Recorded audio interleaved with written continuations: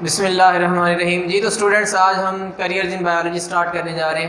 آج ہم تقریباً 4 جو کریئرز ہیں بایولوجی کے وہ ڈسکس کریں گے، باقی ریمیننگ اگلے لیکچر میں ہو جائیں گے.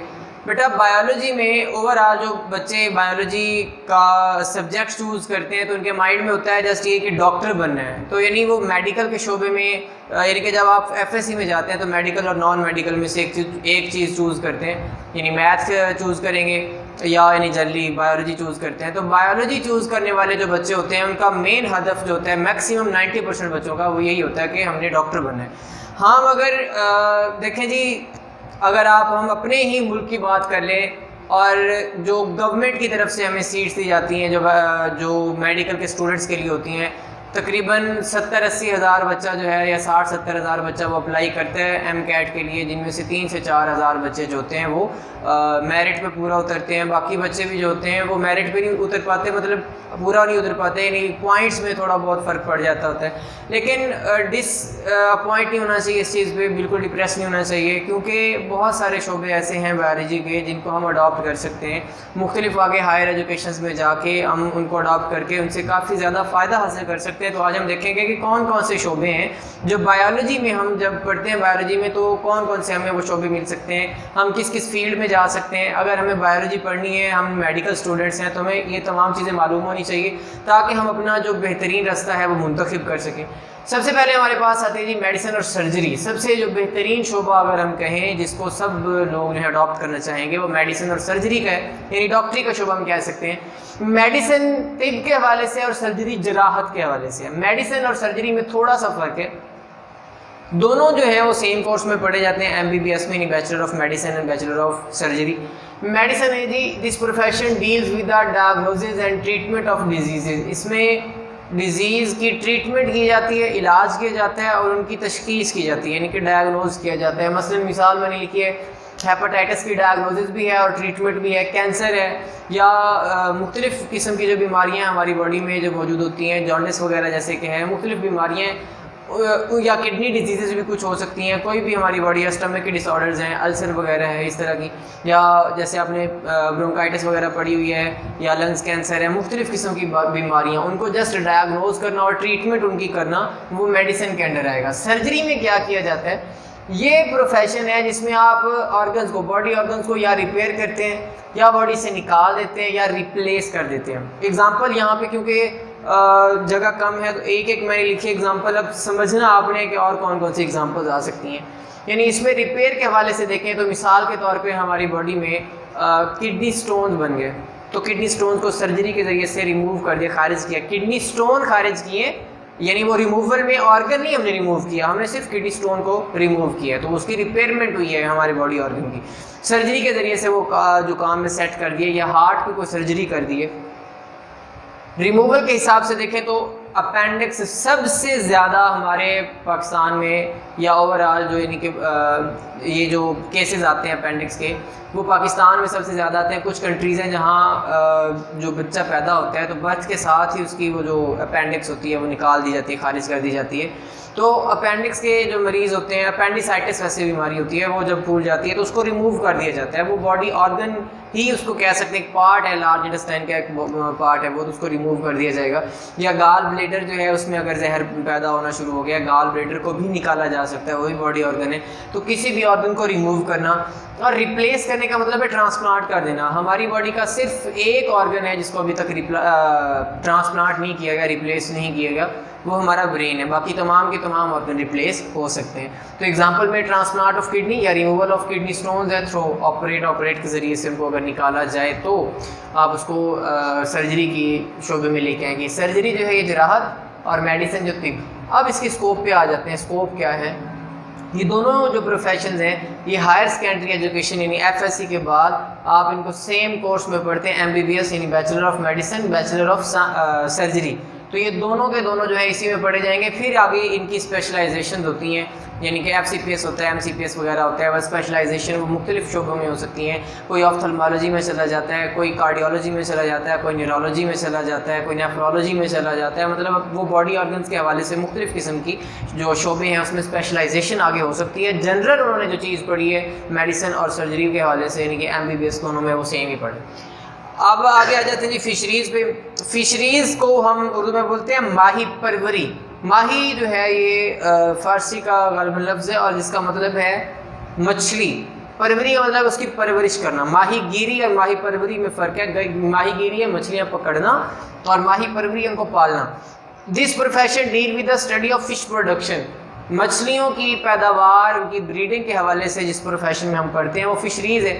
اس کے آبجیکٹیوز کی بات کر لیں تو فشریز میں لوگ جو کام کرتے ہیں ان کا کیا مقصد ہوتا ہے, وہ کس لیے کام کرتے ہیں. سب سے پہلے وہ کوالٹی جو ہے فش کی اور کوانٹٹی اس کو انہانس کرنے کے لیے, اس کو بڑھانے کے لیے, اس کو امپروو کرنے کے لیے, انکریز کرنے کے لیے کام کرتے ہیں.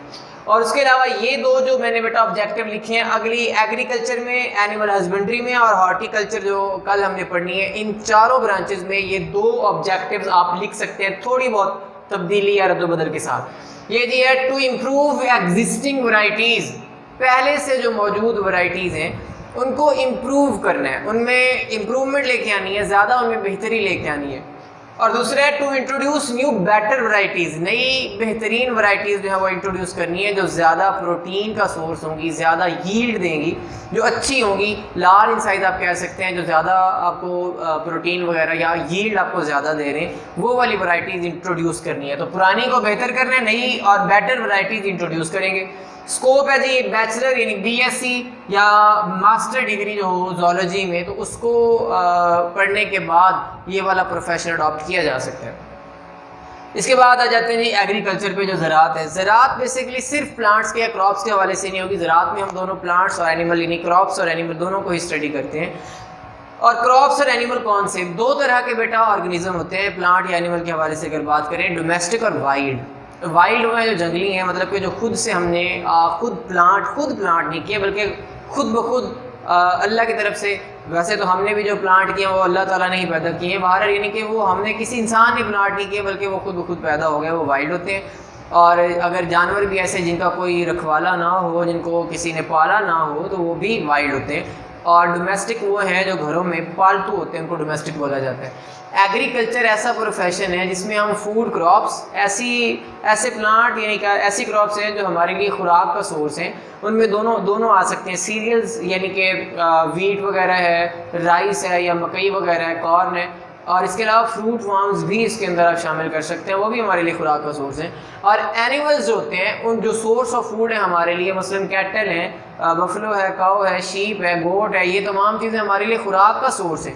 تو ان چیزوں کی اسٹڈی جو کرنی ہے, ان کی جو بریڈنگ کرنی ہے, ان کی کیئر کرنی ہے, اس کے ساتھ جو برانچ ڈیل کرتی ہے وہ ایگریکلچر ہے. اس کے آبجیکٹیوز وہی میں نے بولے ہیں کہ دو جو میں نے یہ والے لکھے ہیں, یہ سب اگلی 4 برانچز میں آپ ان کو لکھ سکتے ہیں.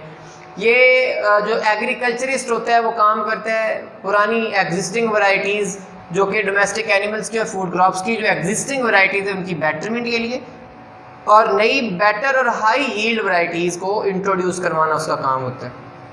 مثلا یہاں پہ اگر اینیملز کی بات کرتے ہیں تو اینیمل اگر یہ بلکہ ہم آگے فردن اینیمل ہسبنڈری میں اور ہارٹیکلچر میں دیکھتے ہیں.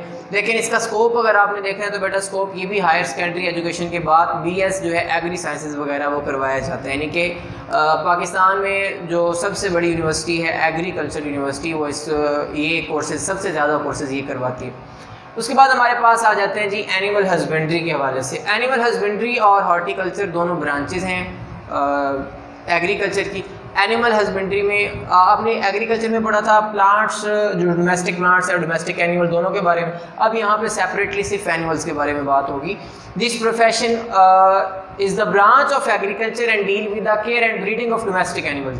جو ڈومیسٹک اینیملز ہیں, پالتو جانور ہیں, ان کی کیئر اور بریڈنگ کے لیے کام کرنا ہے, ان کو مزید بہترین میں لے کے آنی ہے, ان کی نسل کشی کرنی ہے, بریڈنگ نسل کشی کو کہتے ہیں, اور ان کی دیکھ بھال کرنی ہے. یعنی کہ domestic animal like life stock ہے, شیپ کا, بفلو, ایٹیسی, گوٹ وغیرہ جو ہم کھاتے ہیں اور جو پالتے بھی ہم, مویشی ہم کہہ سکتے ہیں.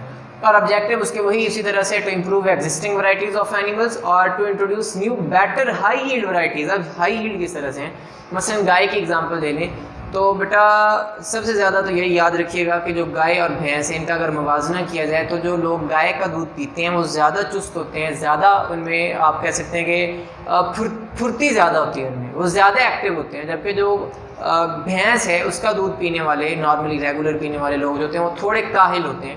یہ ریسرچ کے مطابق یہ چیزیں جو ہیں وہ واضح کی گئی ہیں, یعنی کہ سروے کیا جائے.